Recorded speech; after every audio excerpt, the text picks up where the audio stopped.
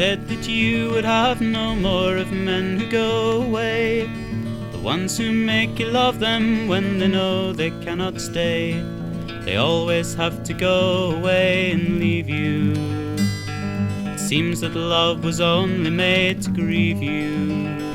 All the while we've seen it happen to ourselves, to families and friends. No sooner than a love begins, it always has to end. It always has to end, you have to go. Even though you love each other so. For a while it seems to me between us there's a bond that's growing stronger, and all the while my time with you's not getting any longer. No longer will we meet in dim-lit bars. No longer will you play me your guitar. In a while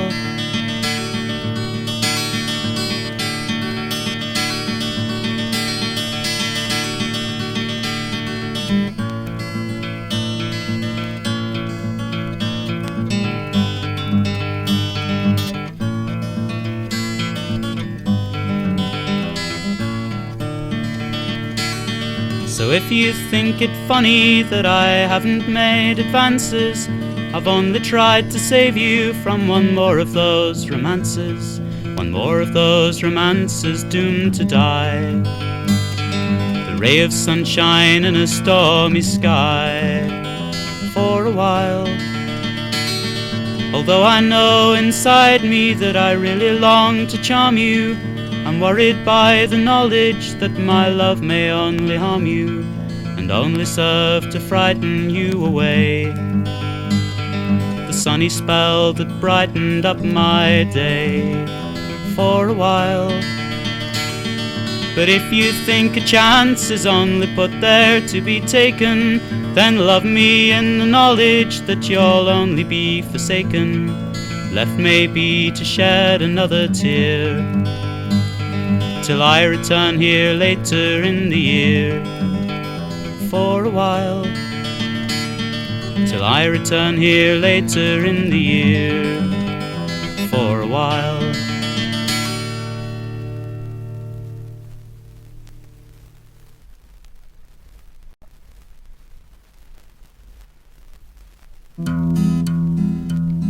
I'm going for to give you a very strange narration, though what I tell is really true of my own observation. Alas, there was a nicer one and bonny, and you'd need Luke. She was a steam loom weaver, and they called her Betty Reedhook.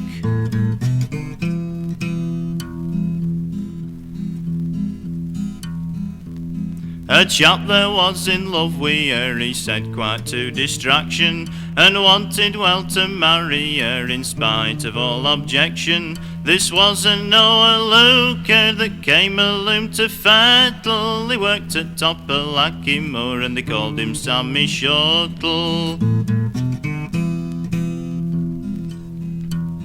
Now Betty couldn't stand this chap, though some kind things he took her. A sparky warehouse wonder slappy were a sly cut looker, and when she took her cuts to him they'd so much fun and praise her. He allus passed off all her faults and never used to bait her.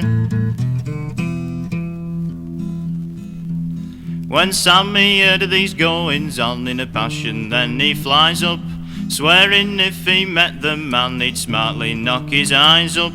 A challenge then was sent to him for killing him, he reckoned, and he'd take with him Billy Gray and he should act as second.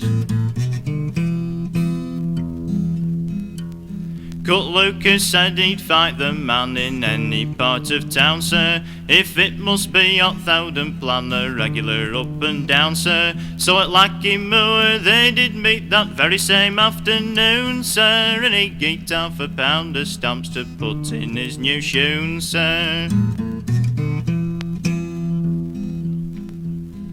Sam first took a punch at him, but Cut Luker he legged him, Gan him some cross buttockers, and down on floor he pegged him. He geeked his fingers in his throat and twisted there so nimbly, till Sam at last was forced to give in when he found he'd stopped his chimbley.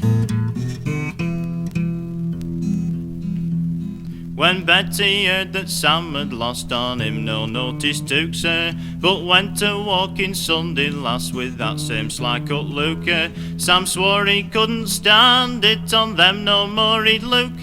He'd blow his brains out with his shuttle, stab him with his Reedhook.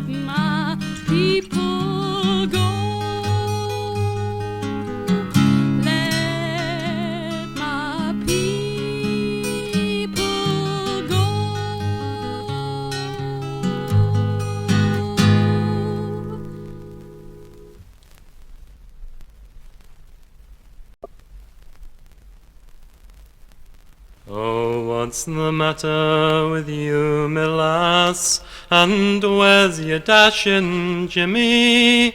The soldier boys have picked him up, and they've sent him far, far from me. Last payday he went into town, and them red-coated fellows enticed him in and made him drunk. Well, he'd better gone to the gallows. The very sight of his cockade, it set us all a-crying, and me, I nearly fainted twice. Well, I thought that I was dying. My father would have paid the smart, and he ran for the golden guinea. But the sergeant swore he'd kissed the book, so now they have got young Jimmy. When Jimmy talks about the wars, it's worse than death to hear him. I must go out and hide my tears, because I cannot bear them. A brigadier or grenadier, he says they're sure to make him. But he jibes and cracks his jokes, he bids me not forsake him. As I walked o'er the stubble field, beneath it runs the seam, I thought of Jimmy Hewin there, but it was all a dream. He hewed the very coals we burn, and when the fire is leaten, to think the lumps was in his hands, well, it sets my heart a-beating. So break my heart, and then it's o'er. So break my heart, my dearie, and I'll lie in the cold green ground. For a single life I am weary.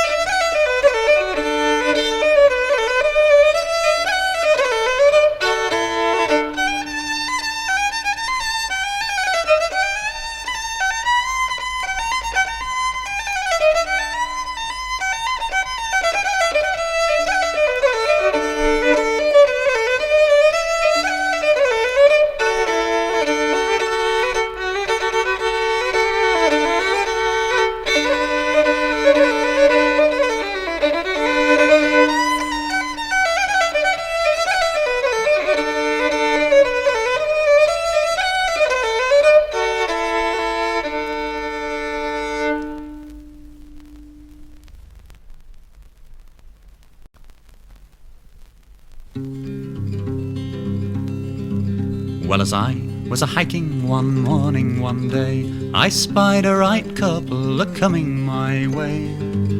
For the young maid had a shooting stick, wore tweeds and a beard. Yes, the lady was a lesbian and the soldier was a queer.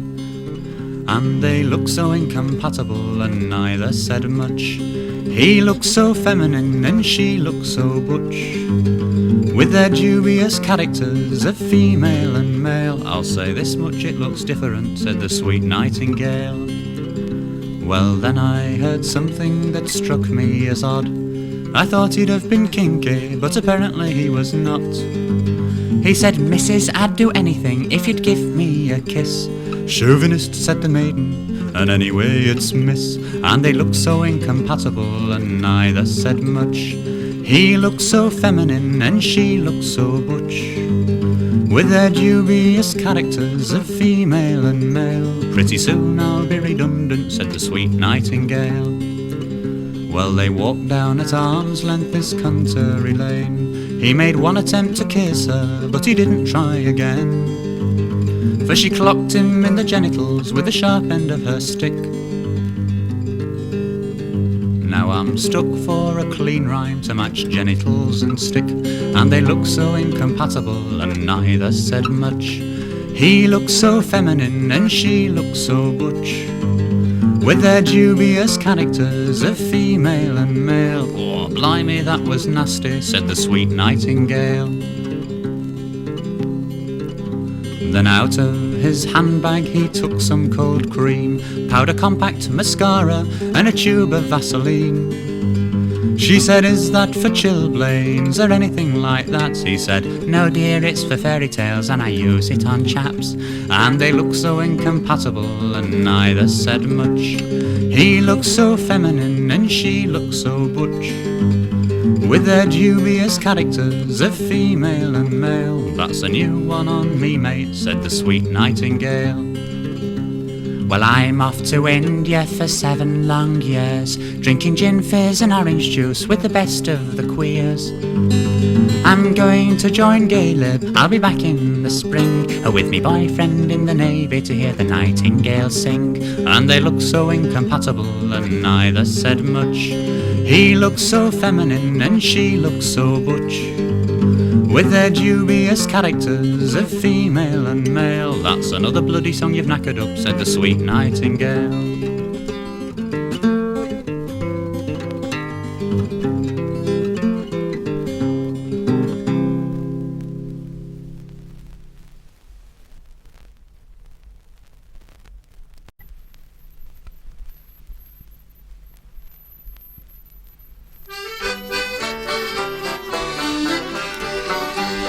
It was on a winter Monday morning, as I have heard men say. Our orders came that afternoon, we were to march away.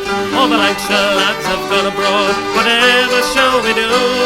Leaving many a pretty maid to cry, what shall I do? Said the mother to her daughter, what makes your thoughts so strange? For you to wear a Lancashire lad with the whole wide world to range. All the Lancashire lads have gone abroad, whatever shall we do? Leaving many a pretty maid to cry, what shall I do? These soldiers, they are revelling boys and get but little pay. How can they keep a wife and child on 30 pence a day? All the Lancashire lads have gone abroad, whatever shall we do? Leaving many a pretty maid to cry, what shall I do?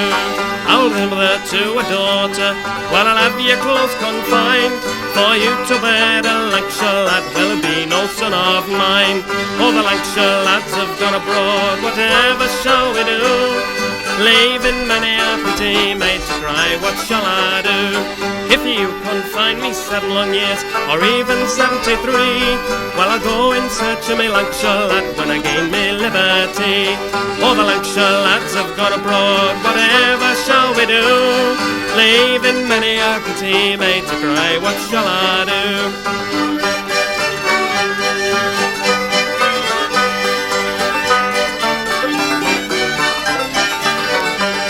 Well, my love's all dressed in scarlet and turned up with the blue, and every town he passes to his sweetheart he'll be true. All the Lancashire lads have gone abroad, whatever shall we do? Leaving many a pretty maid to cry, what shall I do? Well, we got sweethearts enough, me boys, and girls to please our minds, but we'll never forget sweet Manchester and the girls we left behind. All the Lancashire lads have gone abroad, whatever shall we do? Leaving many a pretty maid to cry, what shall I do?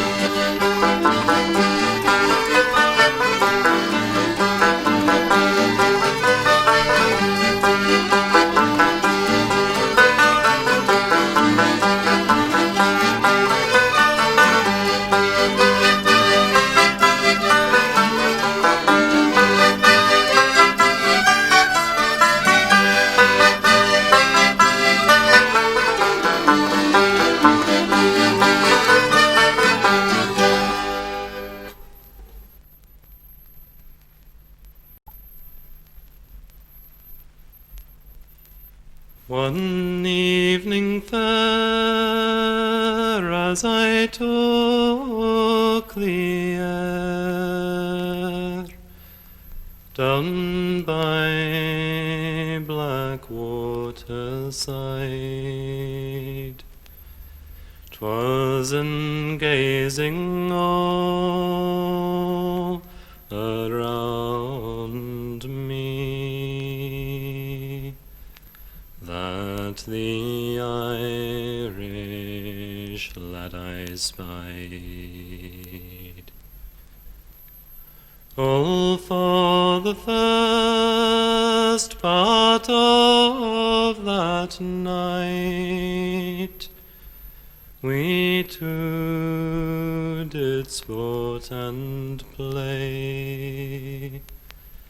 Then that young man arose and gathered up his clothes, saying, "Fair lady, well the day."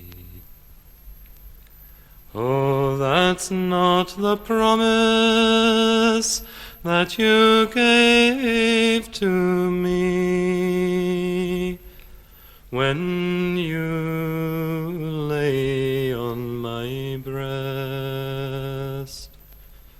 You made me believe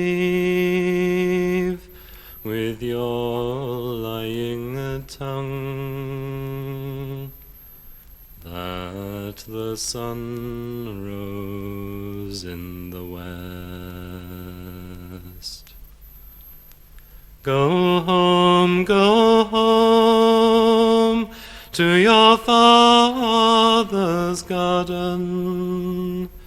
Go home and weep your fill, and think on your misfortune that you have brought with your wanton will.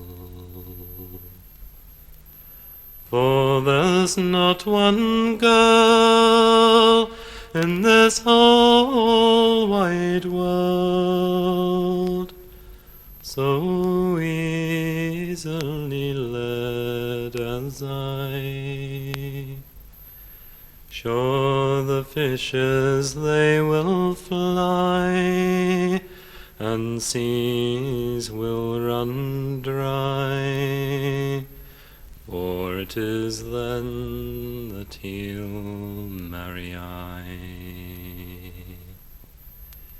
One evening fair, as I took the air, down by Blackwaterside, 'twas in gazing all around me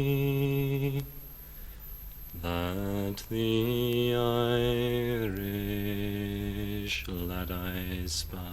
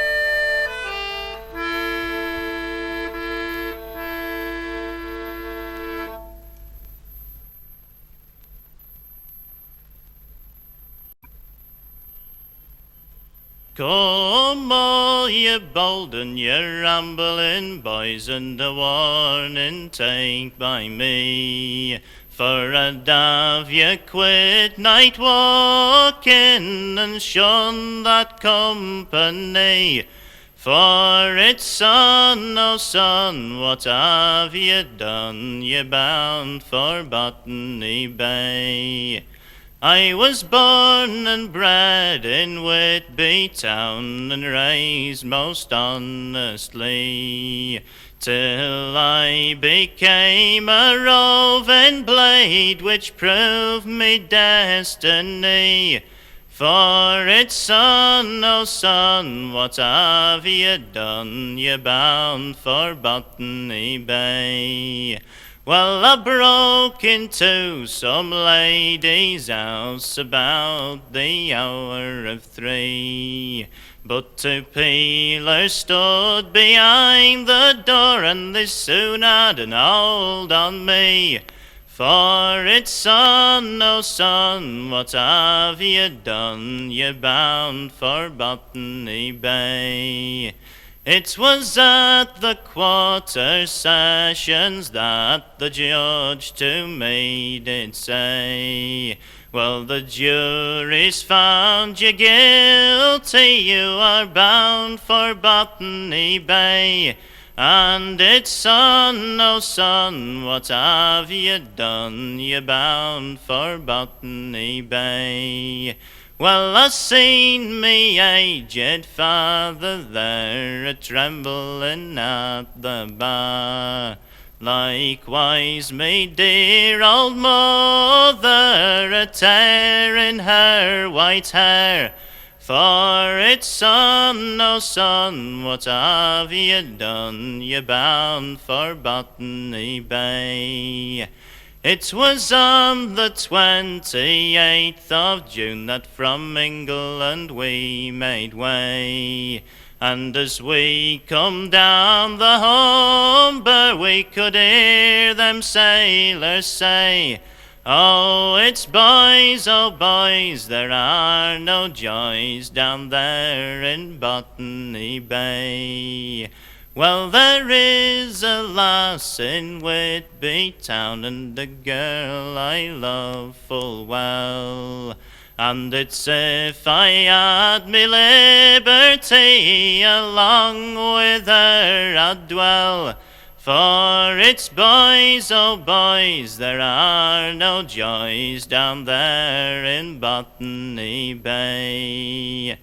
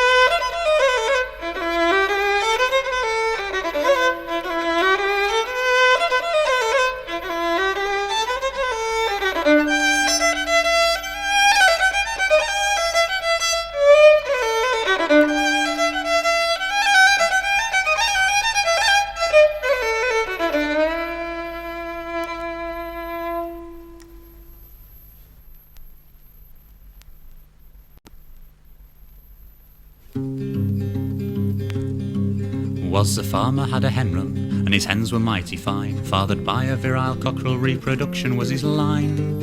In his prime he was a terror, as you've heard me sing before, hens and chickens, geese and turkeys, even buzzards raised his score. But the years in his life were telling, he began to wax and wane, out of bed at 11:30, one quick one, then back again. In the hen run there was rumour, discontent was to be heard, criticising all the efforts of this dissipated bird. Production dropped, the eggs were smaller, soon the farmer got to know, took the cock aside and whispered, finger out or out you go. Broken spirit off he wondered, with his voice too choked to speak, bloody farmer, fat Latinos, only gets it once a week. So we tried a sex revival on his harem all around, soon to be seen with his spurs all twisted and his wattle dangling down. Farmer up and goes to market for a brand new cock to buy, 30 guineas, lovely mover, nasty sex-mad leering eye. Home they go into the hen run, old cock comes to do his job, wanders over, says politely, bugger off you black-leg sod. New cock smiles, sarcastic bugger, lay your tuppence to £10, 5-lap race around the hen run, have you lapped the first time round? They decide to race to prove it, old cock has a handicap, before he's halfway round the hen run, new cock's on his second lap. Farmer comes and looks amazement at the couple tearing round, new cock just behind the old cock and he still is gaining ground. Farmer goes to get a shotgun, new cock on the old cock's tail, tries to make a nasty comment to the old cock looking pale. Farmer aims and pulls the trigger, 12-bore double-barrel blast, smoke obscures the hen run derby when last seen were running fast. Smoke it clears and scene of carnage, both cocks running round and round, subtle difference, bloody neck stump, new cock's head lies on the ground. Out of pocket farmer curses, wipes away a bitter tear, 30 quid on a brand new breeder, then the bugger turns out queer.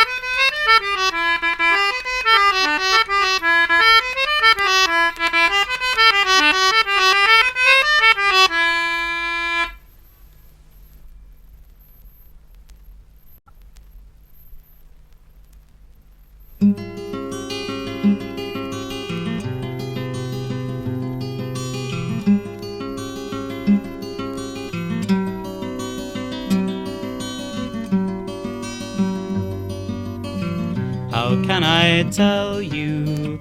I don't want to hurt you. It need not be that we've come to the end. I need to tell you the way that I feel for you. Though I don't love you, I want to be friends. Love is a strange thing, you cannot defy it. But where there is no love, no riches can buy it. When we're together, it seems like I've known you for almost the whole of the span of my life. So can we remain as good friends, not as lovers, and not let our friendship be cut with a knife? Love is a word with a number of meanings, yes. Love is a word often misunderstood. Love between friends isn't like the love of lovers, but that's not to say it cannot be as good. Love is a strange thing, you cannot defy it. But where there is no love, no riches can buy it. So you will see that though I cannot love you, I will be hurt if you feel any pain. If you agree, then our friendship will blossom, and our hearts will see only sun, never rain. Love is a strange thing, you cannot defy it. But where there is no love, no riches can buy it. You cannot buy it.